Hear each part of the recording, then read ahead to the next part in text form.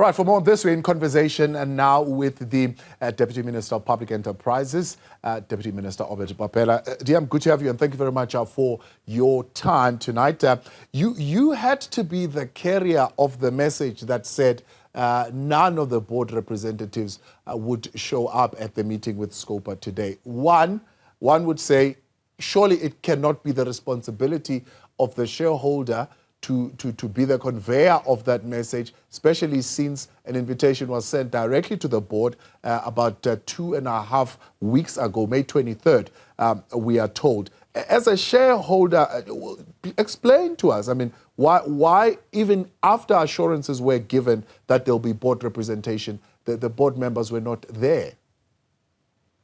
Good evening to you and the viewers of Newzroom Afrika.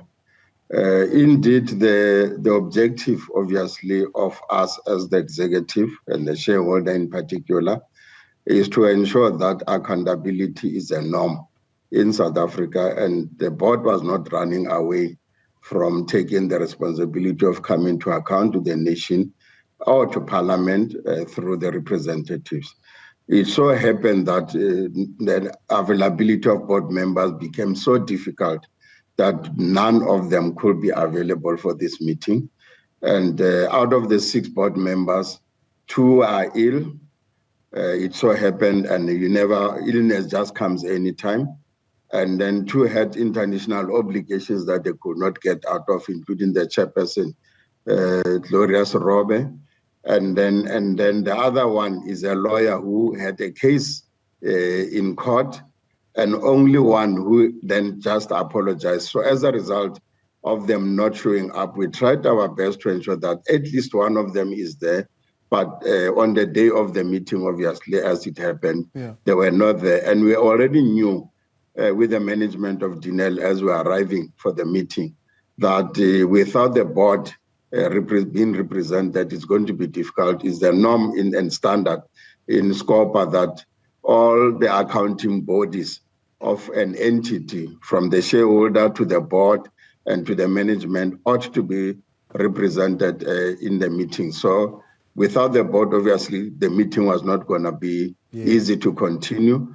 But we're ready with the management nonetheless, and as a shareholder, and to really answer to the issues of that fruitfulness expenditure or irregular expenditure figure, which was there 2021, 2022. But the situation has since improved, and I think we're going to deliver the good news about a Denel that is turning the corner, and that has turned the corner, and that is on the uprise and enabled now to produce and deliver. Let's talk about that in just a moment. Let's just finish and wrap up on these housekeeping issues. I mean, was there no way of making this announcement before incurring the cost? You had to get on a plane. SIU had to get on a plane, make bookings. Management had to get on a plane, make bookings. The Scopa committee had to spend money. This whole meeting cost the state money. Was there no way of alerting them earlier when it became clear that none of the board members are going to be there? Well, the chairperson of the board, Ms. Gloria Sorobe, had written to the chair that she will do all endeavors to ensure that at least there are board members or a board member representing. So we left it that way on Friday when that indication came through. So by yesterday evening, we were also still checking myself, particularly because I was going to be leading the delegation based on the responsibility, amongst others, Denel being part of my stable on my desk. To make sure, therefore, that there are board members. When we were phoning around, we then realized last night that there was not going to be any board member present. And I think, obviously, one went to that meeting having tried all the best to ensure that at least we can. And once the 2 indicated illness, there was nothing beyond that I could do. Yeah. One would say it's a tardiness that is worrying, because I mean, if you look at, for example, the fact that 2021, the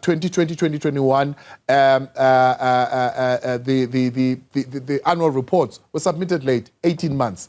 2021, 2022 annual reports submitted late by 8 months.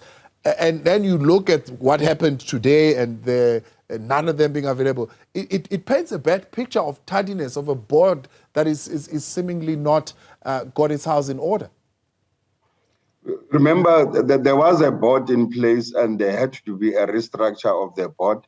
So the board that was going to be appearing today, led by Ms. Gloria Sorobe as the new chairperson, was going to be the first time that it appears in the format they are, because the board had to be restructured, the management had to be restructured, because Denel, as you know, had gone through difficult challenges from 2018. State capture made things worse, and they were not even able to pay salaries. They could not even afford to pay the Auditor General South Africa. That is why their books were never touched, even by the Auditor General. Hence, the occurrence of an issue that they could not submit their the audited reports for the 3 financial years.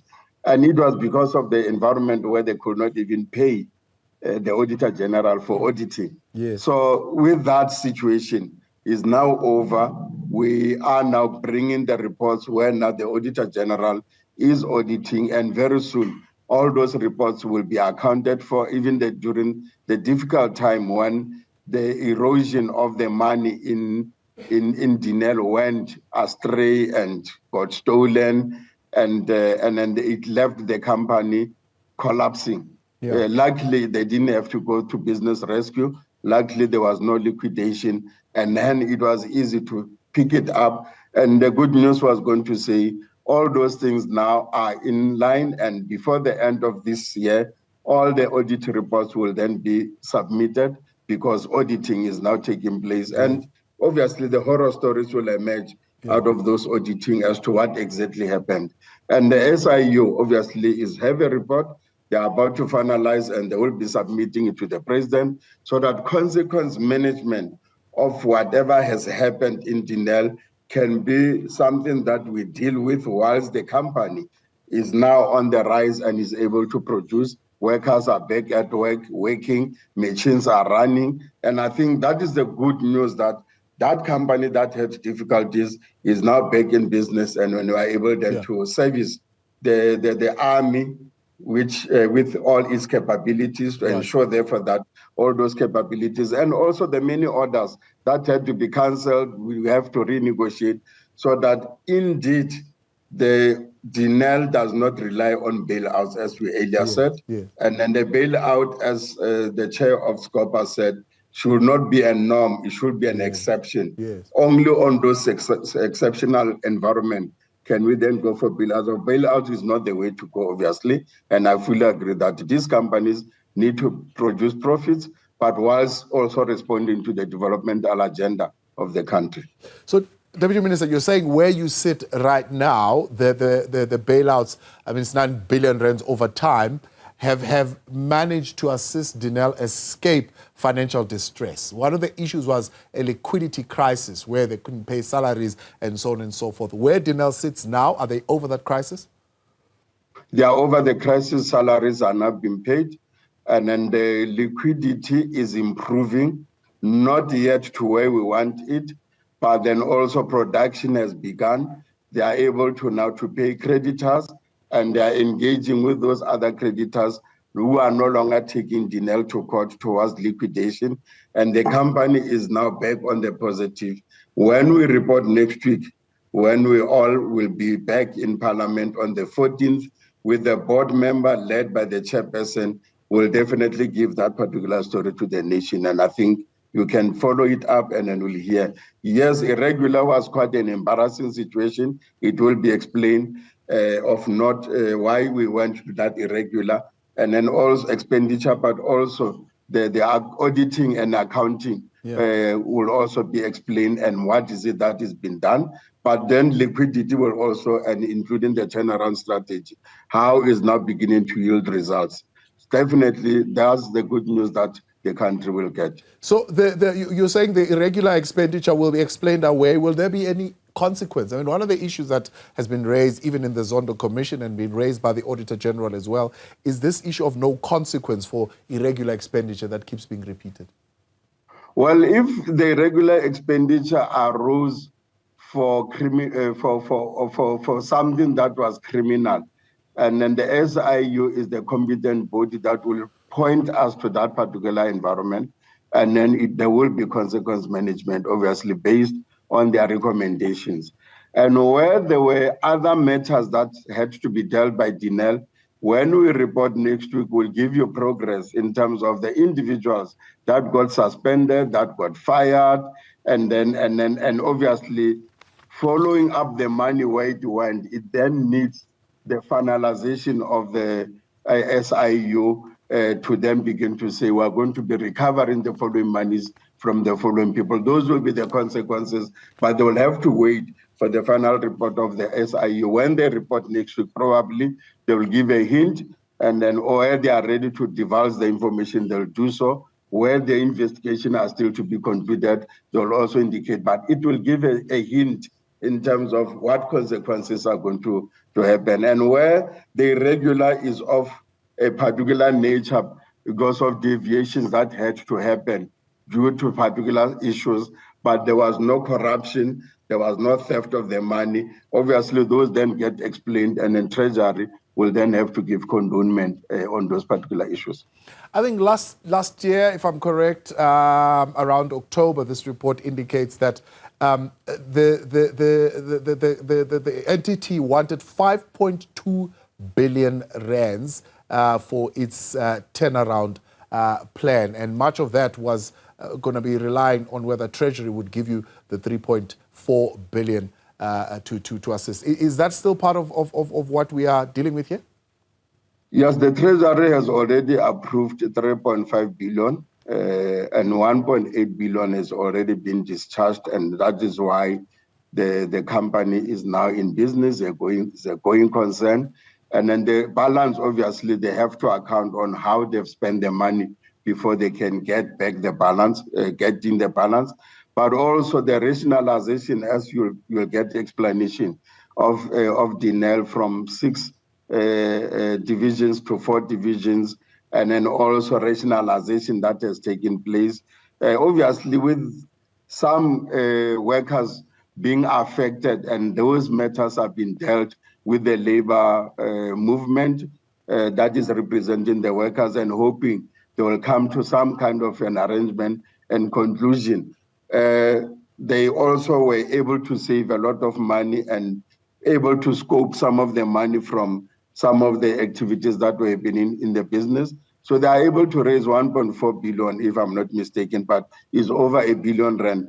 That will come from those savings. That is already money available and money that is now streaming into the company in addition to what the Treasury give. And then the sales obviously needs to pick up where orders that they could not service, then they have to go and renegotiate so that they can start now delivering and getting money from sales, so that then the business now is a going concern to the fullest. But we are almost halfway as I speak now. So what gives you that confidence? I mean, that you're on route to financial sustainability? Are you able, for example, to service all your debt at this point? Well, obviously, some have been serviced, and then there's progress that will be indicated. And then those that are outstanding, they will give an indication. And where there are still negotiations with the creditors, they will also indicate those negotiations, and including the contracts where people paid money and no service delivery has happened. And then those people have decided that they are walking away from Denel. Like Chad, as an example, one country where Denel bought 7 billion rands from it, and then they are now negotiating how they are going to be paying in tranches, not once off, over a period of time. So if the creditors so agree, and I think that is the model that will then work. But the industry is so excited, and they are now able also now to come back to really production them, because some of the parts we order from the small businesses that are there, and they are able now to purchase and then to pay on time those people as I speak now. So those will then be demonstrated as the report will indicate, but whatever questions honorable members have will be able to answer. I know it's going to be a long meeting because Denel is an interesting organization, but it's one of those that is a promising, I must say, and I must assure the nation that our capability in the arms industry as a producer, and the only country almost in Africa that produces its own arms. We are back on the road, and then Denel will definitely, over a period of time in the next 5 to 10 years, be one of those companies that, if it has to declare dividend to the fiscals, it might also do so. Even when they were at profit margins, they were not delivering dividends. But we're encouraging all state-owned entities to really go that route, because it's only one that is able to declare dividend. Majority of those that are in our stable is only 6 companies are not, and yet the other state-owned entities, they are all over, as you know, that they belong to their departments, mother departments.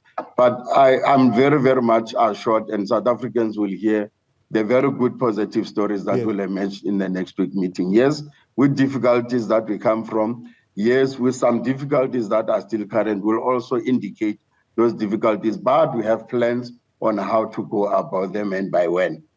And finally, Deputy Minister, maybe not revealing much, I suppose much will come out in that meeting next week. One of the suggestions around the turnaround was to reduce the cost base of Denel, and fundamentally would mean that you would need to start looking at reducing its geographic footprint and rationalize facilities and implement a shared services model. Is this part of what is being implemented and put in place right now? Definitely, as I said earlier, from 6 divisions to 4 divisions now, integrating them. And so that is a smaller feat, but also be able to continue to attract the best skills in South Africa, because their IP is one of the best IP, intellectual property, which is well respected globally. And I think it's going that direction. Centralization of procurement, which was where the leakages were, where in the all 6 divisions, everyone will be procuring this and that. Now we're going to centralize to know what is the company buying. Is it something that they need? And then are we not double buying, where you buy the same product but different divisions, and that's why leakages were so much. So we've tightened up even those particular areas, and hence the structure is now leaner. And then, but there's still just a few negotiations with the unions to conclude on the last segment. And then when whatever are the outcome of the negotiations, one will wait for those. Obviously, we do not know in which direction, but all intention is really to make Denel to be well run, fit for purpose, and then with maximum production, but with fewer people that can really produce. But obviously, technology enhancement also is something that we need to invest as the profits come, so that we replace the old machine and now also bring in the most advanced technologies of production and producing, without obviously reducing too much workers, because unemployment is high in South Africa. So it's a rationale that balances things. Thank you. Deputy Minister, I appreciate your time. Thank you very much for indulging us and coming on this evening. Thank you very much. That is the Deputy Minister of Public Enterprises, Obed Bapela.